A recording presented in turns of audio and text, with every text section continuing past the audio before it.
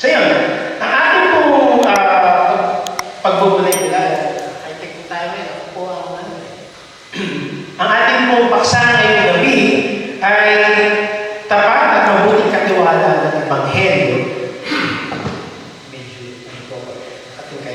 Ang ating pong talata ay nakasulat o natatagpuan, samahan niyo po ako sa 2 Timothy chapter 2, verses 1 to 15. Mabuting kawan ni Kristo. Diretso mo na pong babasahin. Kaya nga anak ko, magpakatatag ka sa tulong ng kagandahang loob ni Kristo Jesus. Ang mga narinig mo sa akin sa harap ng maraming saksi ay ipagkatiwala mo rin sa mga taong may katapatan at may kakayahang magturo naman sa iba. Makibahagi ka sa hirap tulad ng isang mabuting kawan ni Kristo Jesus. Ang isang kawan ay hindi nagiging abala sa mga bagay na walang kaugnayan sa pagiging kawan. Sa halip, sinisikap niyang mabigyan ng kasiyahan ang kanyang pinuno. Hindi maaaring natipalaan ng isang manlalaro kung hindi siya naglalaro ayon sa mga nagtituloy. Ang magsasakang nagtatrabaho mabuti ang siyang dapat unang makinabang sa bunga ng kanyang pinaghihirapan. Isipin mo mabuti ang sinasabi ko sa iyo at ipapaunawa sa iyo ng Panginoon ang lahat ng ito. Alalahanin mo si Yesu Cristo ang muling binuhay at nagmula sa kalinatin. Ayon sa magandang balitang ipinangaral ko, ito ang dahilan ng aking pag-uusa at pagkagapos na parang isang kriminal. Subalit hindi kailanman ay gagapos ang salita ng Diyos. Tinitiis ko ang lahat ng bagay alang-alang sa mga hinihirang ng Diyos upang magkaroon sila ng kaligtasan at walang hanggang kawalhatian mula kay Yesu Cristo.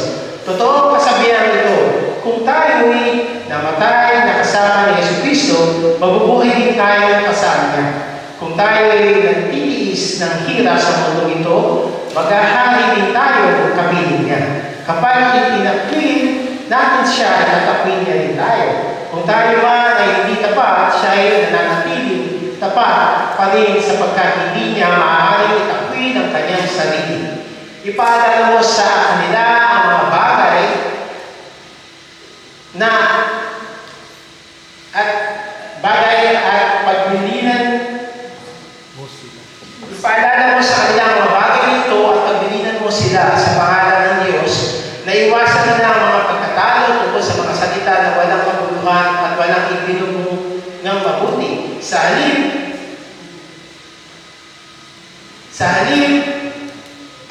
sikapin mo maging kalugod sa paningin ng Diyos, isang magagawang walang dapat ikahiya at tama ang paggamit sa salita ng katotohanan. Puri ng Panginoon sa pagkabasa ng kanyang banal na salita. Mabuting katiwala ng Ebanghelyo, faithful and good steward of the gospel. When we talk about stewardship, we often associate it with giving. Marami na tayo naging discussion before about time, talent, and treasure. No? But ano ba yung ang ibig sabihin ng stewardship of a gospel? No? We know that stewardship is a vital Christian belief. No? It's very important part of the Bible. Isa sa mga yan. So, when we talk about steward, a steward is someone who is responsible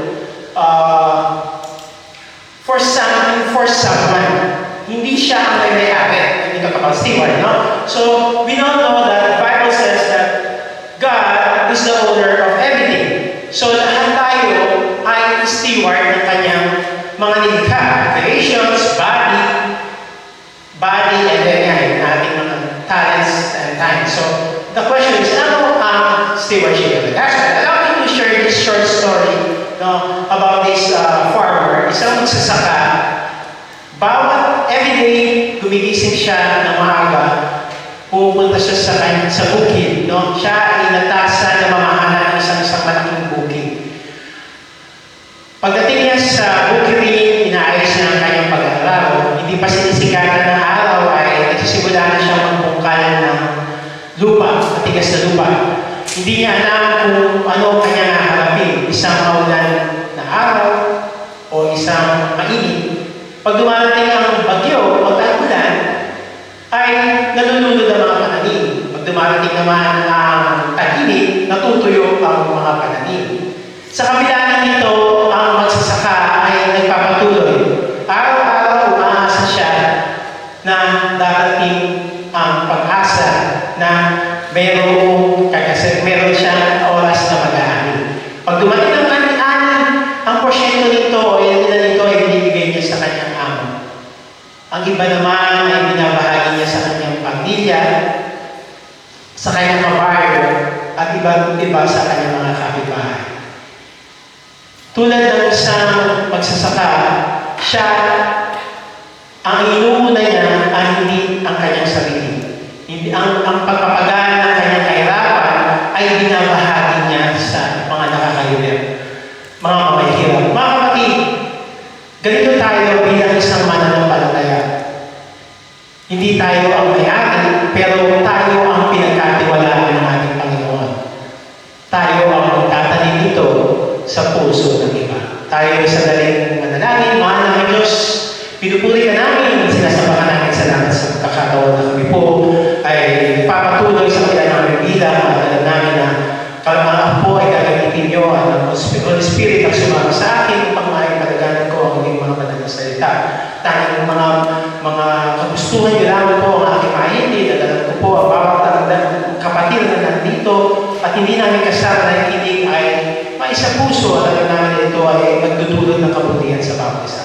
Lahat ng ito ang inalangin sa matamis na pangalan ni Jesus. Ang ating pong talata ay nabasa natin sa 2 Timothy. No? Bigyan ko muna kayo ng short background ng 2 Timothy. Yung 2 Timothy was written by Apostle Paul. No? Sinulat niya ito close to his death during Emperor Nero. Hindi ko na matanda yung 80, pero sa record ko parang mga 67 AD. No? Yung letter na ginawa niya, or yung episode na ginawa niya, is addressed to his spiritual son, Timoteo. Maraming sa atin alam na nito dahil sa ating book survey pastor. Marami na tayo na para di ma-refresh yung iba or mapakinggan din yung mga wala pa dito na hindi nakasama sa atin noon. During that time, Timoteo is ministering Ephesus. No? So yung letter, kung titignan natin na ginawa natin sa ating nabasa, ay para siyang nagpapasa ng mana. Pero instead of giving an asset, he passed down a godly wisdom. No? Kung makikita natin doon, no? Paul encouraged Timothy, as tinatawag siya nito as protege, na yung teaching niya ay nagpo-focus lang sa sound doctrine. Maraming beses tayo nakarinig ng teaching about sound doctrine, na teaching that is based solely on God's Word. So, yun.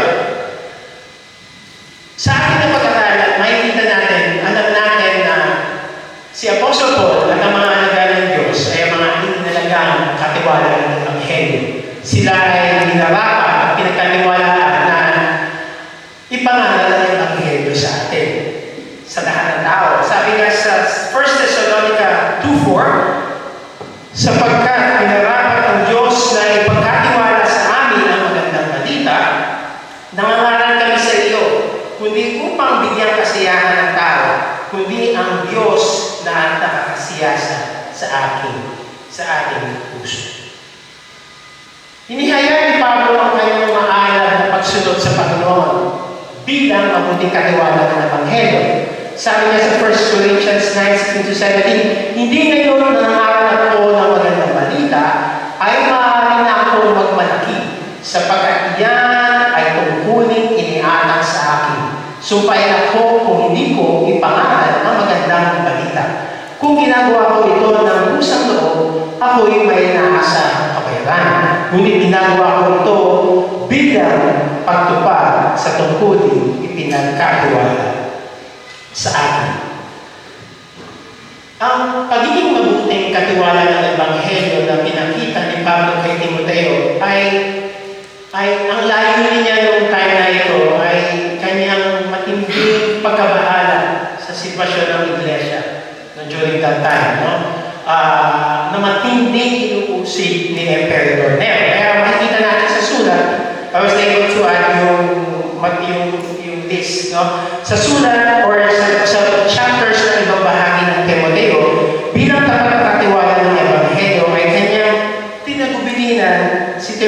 maging tapat ding katiwala sa pamamagitan ng mga sumusunod. Ingatan at bantayan ang layunin ng Ebanghelyo, manghawakan at manindigan sa katotohanan ng Ebanghelyo. Ipangalan ng Ebanghelyo anuman ang sitwasyon. At kung kailangan ay magpasakit at mamatay para sa Ebanghelyo. Ito ang ating pagbubulayan ngayong gabi. Mga kapatid, sa panahon ngayon ay nagana na ang hibwa ang katuruan, no? Na maaaring magligaw o magpahamak sa mananampalataya o higit sa lahat, sa masagit pa sa mga baguhang palamang sa mananampalataya.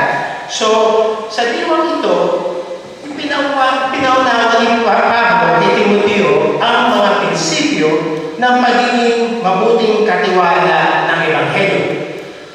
Tulad nila, tayo ngayon na mananampalataya sa kasalukuyang panahon ay mga katiwala din ng Diyos sa paglayanan ng kanyang Ebanghelyo. Kaya yung mga prinsipyo ito ay para din sa atin. So ano ang mga prinsipyo ito? Ito ang ating pagbubulayan ngayong gabi. A faithful and good steward of the gospel o isang tapat at mabuting katiwala ng Ebanghelyo ay nagtataglay ng una, mataas na uri ng paglilingkod. High level of service. Ang inaasahan ng Diyos ay mataas na uri ng paglilingkod. Tinatawag natin excellence. No? Hindi nasisiyahan ng Diyos sa average lamang or mediocrity. No? Tinatawag natin mediocrity dahil yung mga below average or average. No? Given na maaari na iba ang sitwasyon natin dito sa Italia, but lagi natin tatandaan, alam ng Diyos kung ano ang kaya natin ibagay. Alam ng Diyos kung priority natin siya. Ito ang dahilan kung bakit gumawa si Pablo ng modelo upang mapakita natin or magampanan natin ang mataas na uri ng excellence. Una, lubos sa pagtitiwala sa Panginoon, sa Diyos. Sabi sa chapter 2, verses 1, kaya nga anak ko, magpakatatag ka sa tulong ng kagandahan ng loob ni Kristo. Si Timoteo ay nahaharap sa matinding hamon ng panahon na yun. Siya ay pinadala ni Pablo sa Corinto upang ayusin ang sinulan doon. Imagine, habang inuusig siya doon sa kanyang ipinapangaral, ipinagtatanggol, nanindigan sa layunin ng Ebanghelyo. Sa ating panahon ngayon, mga kapatid, mahalaga ang bagong pamamaraan, mga makabagong kagamitan, patataas na atas ng kasanayan, subalit walang substitute sa pagtiwala sa kapangyarihan ng Panginoon, sa Diyos. Pero mga kapatid, important to have the right agenda to trust God. Dito laging sumasabay. Maraming sa mananampalataya ngayon o sa mga bagong palangan, nagsasabi sila na, bakit Lord? Nagtiwala ako sa iyo, tinanggap kita, gano'n. May problema pa rin ako sa finances ko. Bakit Lord?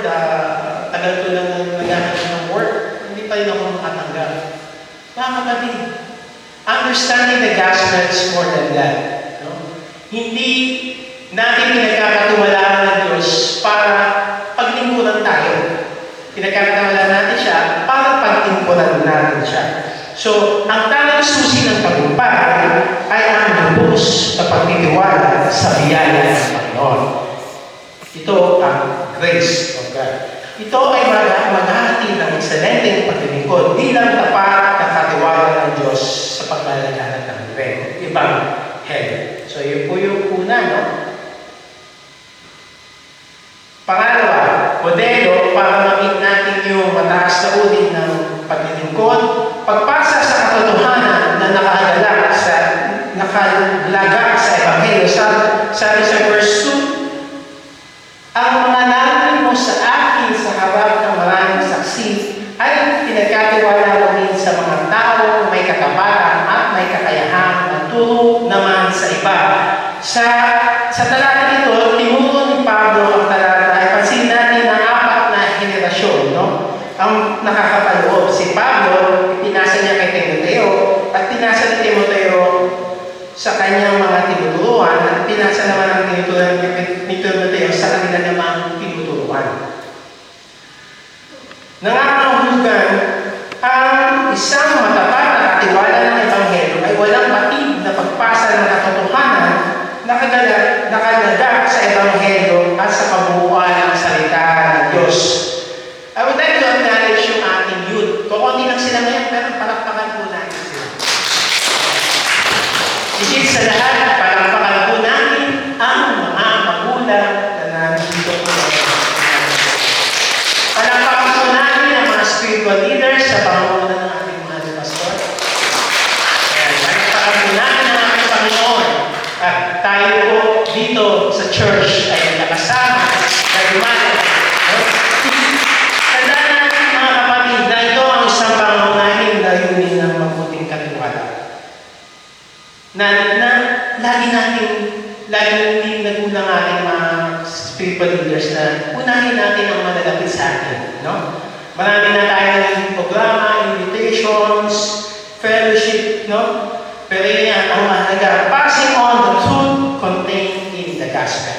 So, yun. So, ano yung pangatlo natin na modelo ay pagpapasakit hanggang wakas. Pagpapasakit, endure suffering, fulfill your ministry. Tatlong larawan ng pagpapasakit ang hinalimbawa ni Pablo. Isang kawal, isang atleta, at isang magsasaka. Bakit yung tatlo na yun, no? In general na nasasakot na niya. Nasakot niya na kung bakit niya hinalimbawa sa tatlong yun. Isang kawal, malamang ako yun meron ako isang favorite film, no? A Few Good Men. Ito, gusto. Pakaganda nun ang isang story about a soldier. No? Two soldiers na loyal sila sa kanilang pinuno o ay nakakataas sa kanila. Ganito ang isang kawal. Pangunahing layunin ay bigyang kaluguran ng kanyang commanding officer. Walang pakialam sa mga bagay na walang kinalaman sa daging kawal at nakataya ang buhay sa pagiging kawal. Isa sa mga characters nila na inalimbawa ni Pablo dito ang loyalty, ang pagiging loyal. Isang atleta, si GB rito favorite player niya si LeBron James. No? Laging moto ni LeBron James ay strive for greatness. So, si Sandy hindi niya kilala yun kasi si Kyle lang ang kilala nito. Stephen Curry lang. So, yun nga. So, pag sinabi ng strive for greatness, makikita natin yung attitude. Kung hindi po siya kilala, he's already 40 years old, pero is still one of the top basketball players sa NBA. Sa edad niya, makikita pa rin yung disiplina.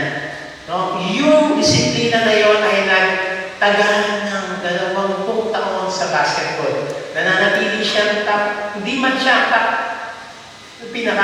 pero nandun pa rin siya sa top 5 players of all time. No? So yun, isang atleta na puspusang nagsasana, hindi lamang upang maging ekselente sa panahon ng paligsahan, kundi dinidisiplina ang sarili upang makasunod sa tuturin ng paligsahan. Ang huling halimbawa ni Pablo, isang magsasaka na natiis sa ulan at araw sa hilab ng pagbubungkal, subalit may pag-asa ng bunga ng pagpapagay sa sandaling dumating ang pag-ani. Sa akin na halimbawa sa aking production, makikita natin ang isang magsasaka na nagtitiis. Hindi niya alam kung may darating na peste, na salo, araw-araw puno siya ng pag-asa.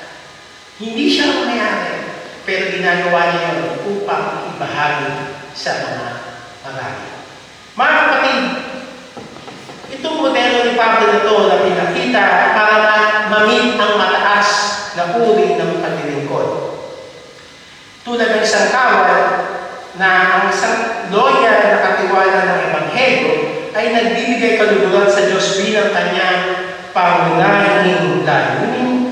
Tulad ng isang atleta, nagsasanay at nagtitiis upang maging ekselente sa panahon ng paglalagyan ng pagtuturo ng Ebanghelyo. At tulad ng isang magsasaka, a hard worker farmer napakasakit sa lahat ng panahon. Mga kapatid, ito ang una na ating napag-usapan mga isa sa unang prinsipyo na pinakita ni Pablo kay Timoteo para maging mabuting katiwala o dapat nakatiwala tayo ng Ebanghelyo.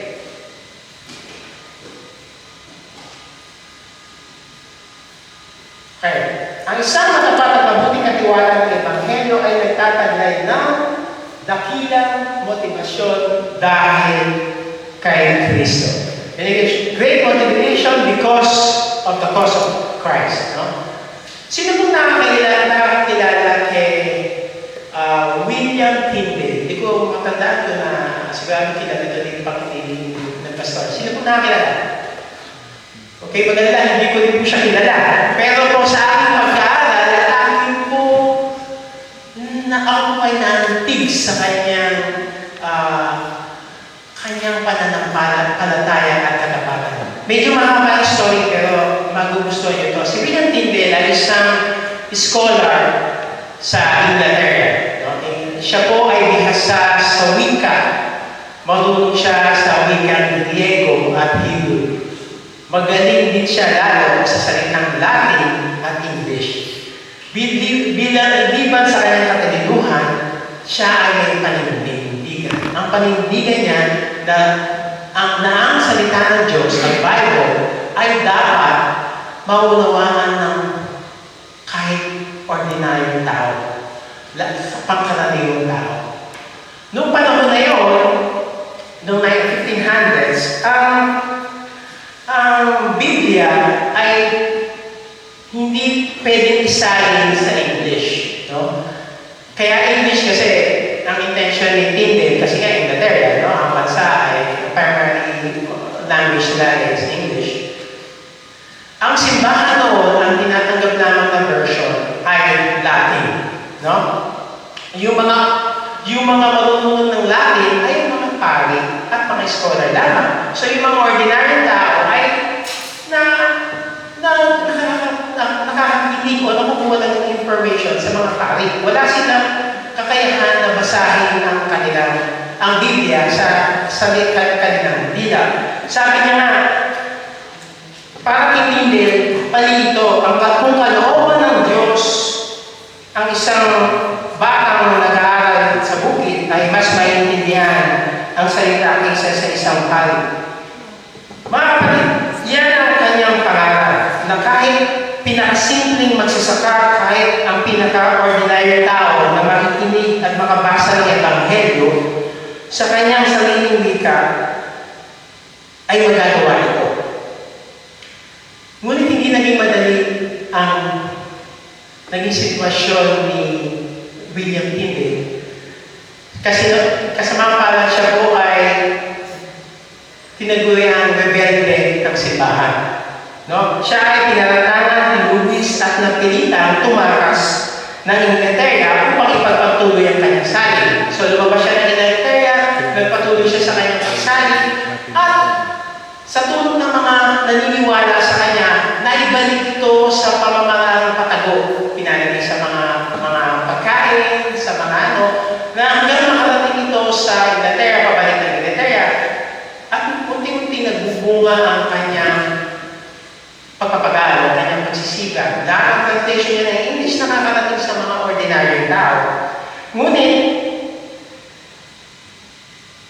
nahuli si Tyndale. Siya ay kinulo, pinahirapan, at siya ay hinatulan ng kamatayan. Sa araw ng kanyang pagbitay, iniinit pa siya na baguhin niya yung kanyang paninindigan. Pero siya ay nanatili hanggang siya ay mamatay at dinapos at sinulog sa harapan ng mga tao. Bago siya mamatay, ang kanyang sinabi, Panginoon, nakapagpanalangin siya, Panginoon, buksan mo ang mga mata ng hari ng Inglaterra. Alam niyo ba mga kapatid, ilang taon lamang matapos ang kanyang kamatayan, ang kanyang pagpapagal ay nagbunga. Inutusan ng hari na isalin ang ipalimbang ang Biblia Biblia sa wikang Ingles. At ang salin ni Tyndale ang naging saligan ng halos lahat ng sumunod na English Bible. Mga kapatid, ito ang King James Version. Si William Tyndale ay isang halimbawa ng katiwala, ng mabuti at tapat na katiwala ng Diyos, ng Ebanghelyo. Nagtataglay siya ng dakilang motivasyon dahil kay Kristo. Ang kanyang iniingatan ay ang katotohanan ng Ebanghelyo at ibinigay niya ang lahat maging ang kanyang buhay upang ang iba ay makakilala kay Kristo sa kanilang sarili. Wika.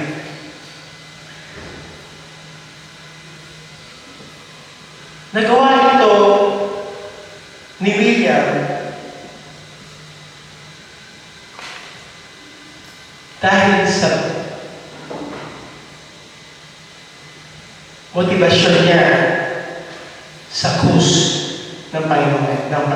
Ang kanyang mga hirap at papasakit sa kanyang kamatayan at ang kapangyarihan ng kanyang muling pagkabuhay ang dakilang motibasyon upang tayo ay maglingkod sa Kanya. Sa krus siya ay namatay bilang kabayaran sa lahat ng ating mga kasalanan at ito ang dahil sa kanyang dakilang pag-ibig sa sanglibutan. Mga kapatid, walang higit pang motibasyon sa paglilingkod maliban sa dakilang pag-ibig ng Diyos sa atin na naihayag ng krus sa Kalbaryo. Ang wika ni Pablo ay ganito, hindi na ako nabubuhay ngayon, kundi si Kristo na ang nabubuhay sa akin. At habang ako'y nabubuhay pa ang aking katawang lupa, mamumuhay ako sa pananalig sa anak ng Diyos na umiibig din sa akin at nagandog ng kanyang buhay para sa akin. Dakilang motivation dahil kay Kristo.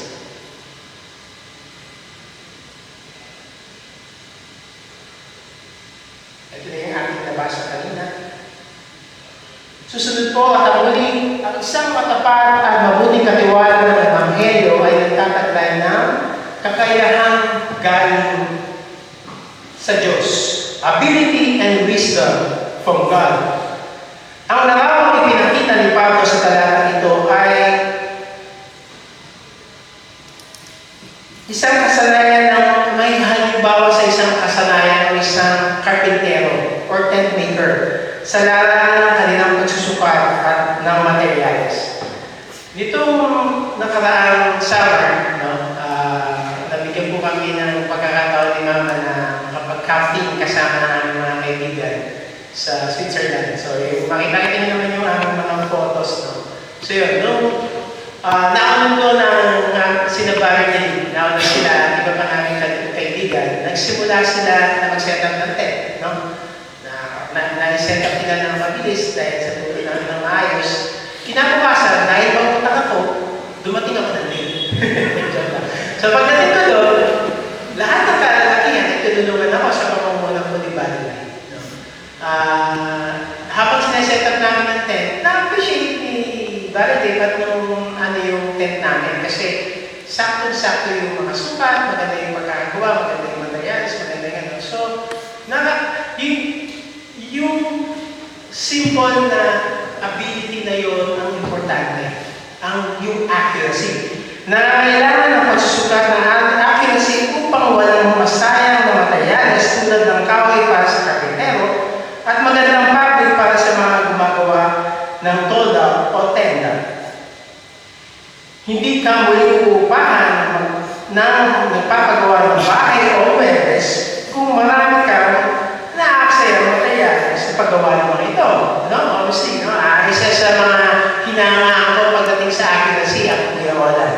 Alam naman natin lahat na yung pagdating ko siya sa Valerie, talagang up to the last minute, no? 10 kami ito ng kuya. Para talagang hindi magbibig sa kanyang sulat. At hindi ka rin kikita kung marami kang nakasayang mamahalin mga kagamitan o mga materials tulad ng fabric sa mga gumagawa ng tent. Sa pangangaral, mga kapatid, sa pagtuturo at pagpapalagana ay nangangailangan din ng katapatan at kawastuhan o accuracy. Sabi sa ating nabasa, ang kawalan nito ay magdudulot ng kahihiyan ayon sa dalan. Sikapin mo maging kalugod-lugod sa paningin ng Diyos, isang manggagawang walang dapat kahiya at tama ang paggamit sa salita ng katotohanan. Salamat sa Diyos sapagkat ang kasanayan at kakayahan ay pinagkaloob ng Diyos sa pamamagitan ng Banal na Espiritu. Mga kapatid, bagaman ang mga nakaraan na kasalukuyang sakuna, pandemic, gera, ay may malaking epekto sa halos lahat ng aspeto ng ating buhay. Kabilang dito ang buhay natin sa Iglesia.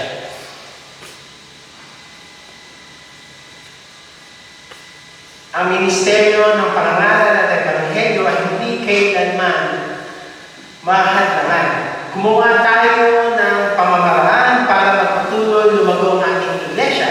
Ilang taon na rin tayo gumagamit ng Zoom para sa ating mga devotion, sa mga Bible study.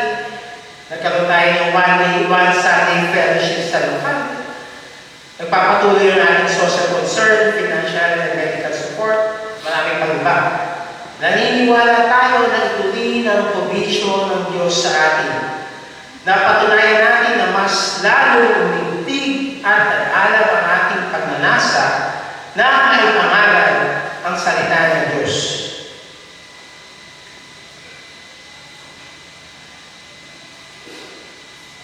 Ang isang matapat at mabuting katiwala ng Ebanghelyo ay nagtataglay ng mataas na uri ng paglilingkod, dakilang motibasyon dahil kay Kristo at kakayang galing sa Diyos. Tayo ba ay tapat sa lalangin ito, mga kapatid? Nararamdaman at nararanasan ba natin ang presensya, kalakasan at kapangyarihan dulot ng Banal na Espiritu sa pagtupad bilang katiwala ng Diyos sa pagpapalagana ng Ebanghelyo?